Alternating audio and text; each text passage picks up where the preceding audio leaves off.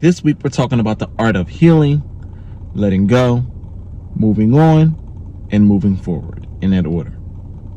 Let's get into it on Relationship Talk with G's. Somebody once told me the world is gonna roll me. All right, what you got for me? Relationship talk. Let me see. I can't see it. Relationship talk with G's. I almost read that as G-Easy. I ain't the sharpest tool in the shed. Hey, G's. Huh? Yeah, we can't be like too long. We got 2 more topics to get through, so just kind of wrap it up a little bit for me, please. I got you. So my thing was, excuse me, I know I can be a little long, but I work on that. My thing was, how can we as adults work together and problem solve and solution? So that was my biggest test, and that job pretty much saved my life.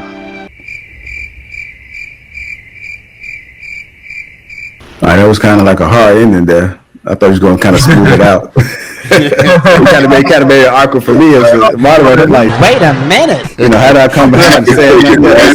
Like when Marcus told this story earlier. Wrap it up. Wrap it up. You couldn't wrap it up no better, boy. He said wrap it up. He came in hot. Over to wrap it up, I got you. Bam. He was looking kinda dumb. He really did.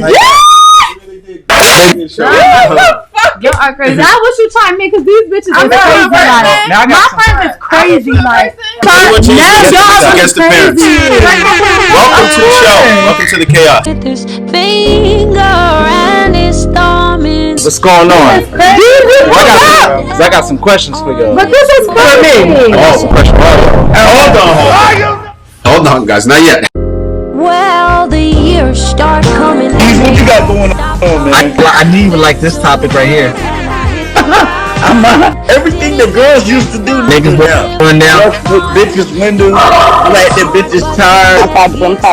Anyway, what's up, man? What's the topic, man? What y'all talking about, man? It's right there pinned up. We want to know the price. You got a price. Is a bluebird blue? You'll never know if you don't go. You'll never shine if you don't glow. Hey now, you're an all-star. Get your game on, go play. Hey now, you're a rock star. Get your show on, get paid. All that glitters is gold. Only shooting stars break the mold. You wonder why the hell so many people are trying to tell me to slow down. Seems like motherfuckers should be shutting the hell up and enjoying the show. You know what to do. Hit the like button for this video. Subscribe to the YouTube channel if you have not done so. And make sure when you subscribe that you turn post notifications on to all. Hit that bell. So, welcome to Relationship Talk with G's, where our conversations keep you pleased. I'm your boy A1G's. You have now stepped into the Guru's house. Take your shoes off when entering. And we're going to be talking about the art of learning how to heal and let go. It is very hard for a lot of us as human beings to let go. This is not a such thing as nowadays. This has been going on forever, you know. Sometimes you have a person that you really love and you don't know how to let them go, you know, because you've been tied to them for so long. That bond is real. It could be anything. It could be like, you know, if you were friends for a long time, if you were in a relationship for a long time, you could fall out with somebody like literally like days, like instantly. Love at first sight. It happens, man. But you gotta learn how to let go when that time comes, because listen, time waits for nobody. Time waits for nobody. It's when it's your time to go, it's your time to go. That was a crazy stutter just now. But anyway, take 2. So, we're going to talk about a famous celebrity.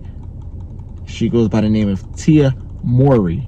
Hopefully, I did not say her name wrong. But if you remember her from the famous show, Sister, definitely one of my personal favorites growing up. It was a black family, and both of them twin sisters, real sisters on there. Y'all remember, great show. Later on, I mean, I guess after the demise of the show, nobody really knows exactly what happened with them. They just kind of started like popping up again on the scene as of recently.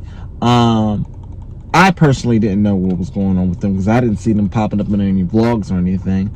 But, you know, who's to say that you have to be the center of every single news outlet? You know what I mean? Most of the time when these people are popping up, it's either something viral happened, you know, something worth noting, worth reporting on. But it is safe to say that, you know, she still has her fan base, and she's been posting on her page. I just started getting in touch with it lately because eventually it did pop up on my timeline, and I followed their page and I said, "Ooh, what they been up to?" So, you know, and digging into it more, I got to see that Tia was going through a divorce. So I'm like, okay. But what you will see in this video is something that I believe you all should take notes. You cannot tell someone how to grieve when they lose somebody.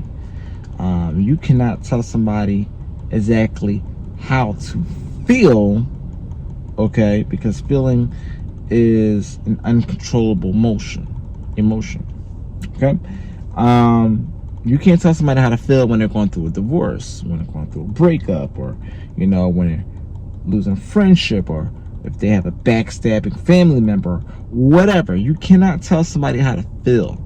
You can help somebody through the process on how to use their logic to analyze what they're going through so they can come up with a solution for them to move on and move forward. And that's what we're going to be covering in this video, in this episode. How to let go, okay? How to heal, how to move on, and then how to move forward. Because after you move on, you have to have a plan to move forward with yourself. It's called the shadow work. The shadow work never ends.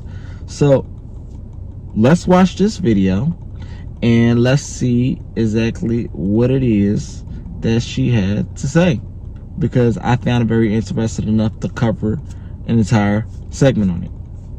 Enjoy. Recovering from a divorce feels like a whirlwind journey. I found that through the process, divorce isn't a place where we arrive. It's entering a new chapter of life with many nuances and no one-size-fits-all handbook. One moment you're relieved, feeling like you've conquered something significant. Then suddenly, waves of emotions hit you all over again. It's a side of divorce that isn't often discussed, especially when there are kids involved. You strive to be a role model, teaching them resilience and self-care. You try different things to soothe and release emotional buildup with exercise, journaling your thoughts, meditation, and seeking therapy to cope with the breakup and the dreams you had for the future. It may sound cliche, but time truly does have a way of soothing pain. Someday, I believe I'll be able to look back on this time with nothing but warmth and gratitude for the beautiful children brought into my life and the stronger version of myself that emerged from the experience. For anyone who is going through this, I would love to hear your experience. Share your story, because there's power in dialogue. As women, we take our power back by sharing our stories and bringing any deep shame we hold from this experience into the light. I love you guys. Tia. All right, so let me tell you my thoughts on this video and why I personally like this video so much. Here's some of the things that she did in this video that exercised the art of the willingness to heal, okay, the willingness to move on, and the willingness to move forward. This is a perfect example of describing you not being able, your inability to let go. Go. And one of the reasons black male-female relationships are so dysfunctional is you got traumatic man trying to relate to traumatic woman. Neither one of them is dealing with the person across the table because they're both reacting from past hurt, which is why I believe that when you get out of one relationship... Hold on.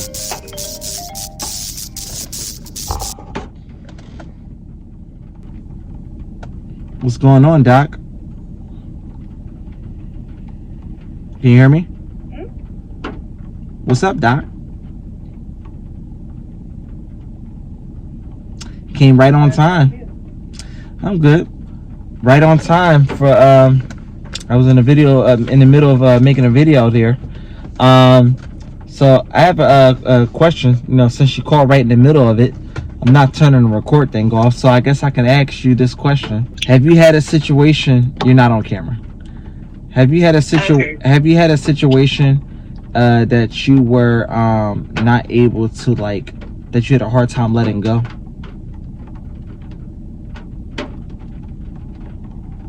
Elaborate? No, it's really in plain sight, like what I'm saying. Like, have you had a hard time letting go of somebody and moving on? Oh, yeah. Yeah. My first baby father. Your first baby father? Okay. Like, what was it that made you not want to let go so bad? Like, what was it? Something? What was the attachment that was keeping you? I was pregnant at the time, and I didn't have nobody else to confide in at the moment. I was just pregnant by myself, and the only person that was really there when I was pregnant was him. And I guess it was the baby that was making me attached even more because it was my first child, and it was like, you know, my first time having any type of sexual interaction with anybody. So. Gotcha. Yeah. How long did it take for you to let go? It took me until my baby hit 6 months for me to let go. What steps did you have to take, or what steps did you take to move forward? Like, what exactly did you do? What methods did you take to heal, let go, move on, and move forward? What steps did you take? What did you literally do? Well, I had to actually come to grips with myself and ask myself if I really did want to stay in the predicament that I was in, or if I wanted better for myself.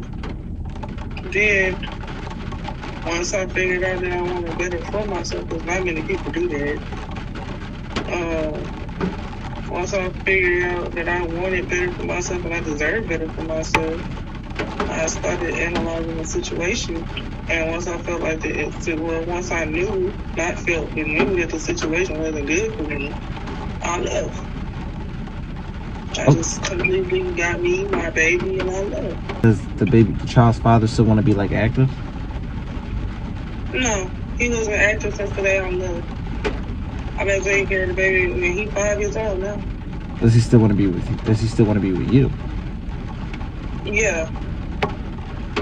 So he wants to be with you, but he doesn't want to be active with the child. I mean, sounds like he'd be willing to take everything that comes with it. Should y'all be back together? No. Okay. Well, the nigga cheated and gave me. The nigga cheated and gave me chlamydia and gonorrhea. Okay. Did you? I mean, I was going to say you not to say too much, but you said it. So, did you treat those symptoms and everything? Yes, I did. I'm clean. I am 100% clean. Yeah, just asking. I only found out when I was pregnant. Got you. That's right, because you have to take a blood test. Right. So, I guess, I mean, sorry that you had to go through that. It sounds like to me that, you know, that you didn't spend too much time pointing the finger. I like the fact that you at least tried to take some accountability, which most people don't do. Because the more you point the finger, and I was just saying this earlier, the more you point the finger, even if he was at fault, even if he was the culprit behind why you wanted to end the relationship, even if he was the culprit, pointing the finger doesn't do you any justice. It's not going to make it any better. It's not going to rewind time and start it back over. You got to figure out how to move forward, because time waits for nobody. So no, not really. No. That's why I just was like, man. And it's not, like I tell everybody, it's not completely his fault. It's my fault for trying to stand. I knew that it wasn't gonna work. I just was in complete denial because it was my first time, and I guess it was that puppy little stage. And like I said, shit, when you know better, you do better. So that's right. That's right. The actual saying is, if you knew better, you'd do better. Yeah. No, for real. That's how they be saying it too. That's exactly how they be saying it. You know it. That's how they be saying it. But I appreciate you sharing that. That was kind of wild. I didn't see that coming. My bad. I thought it was a little too. I didn't know if it was a little too much info or what. I'm sorry. If you don't know, now you know. But all right. Hold on one second. Let me get right back to this. So once there, you don't have to hang up, but hold on. All right, Dr. Umar. And one of the reasons black male-female relationships are so dysfunctional is you got traumatic man trying to relate to traumatic woman. Neither one of them is dealing with the person across the table because they're both reacting from past hurt, which is why I believe that when you get out of one relationship before you go into another one, you need a period of healing, because if in fact you were in love, it's going to take you a while to heal your soul back, because love is the process of two becoming one. So if that was really love before you move on, you got to take a break and heal. The problem, gentlemen, is we don't like to take the break and heal. And the reason why black men and black women don't like to take the break to heal is when you are in solitude. And this is why spirituality functions on a foundation of solitude. When you are alone, your soul forces to the surface issues in your life that you need to address that you don't feel like addressing. So the reason I'm rushing out to get another woman isn't because I'm ready to build another relationship. It's because when I'm home alone, I deal with my abandonment of my mother. I deal with my sexual abuse of my uncle. I deal with the emotional emasculation I suffered from my mother. I'm dealing with the bullying from my siblings. You see that? Yeah. So how do you escape your internal demons? You run out and you date. And so in the black community, dating and mating has become the newest drug. It's how we escape from taking responsibility for our emotional health. So what do you think, y'all? What do you think about what Dr. Umar said? What do you think about what Tia said? And my personal question to you, do you think that you are still holding on to a person that you should not be holding on to? Have you gotten over any personal trauma that you think that you let go, but you have not let go? Identifying a problem is most important by knowing that one exists. Once you identify that problem, what steps are you taking to identify the problem and then ultimately take steps to heal,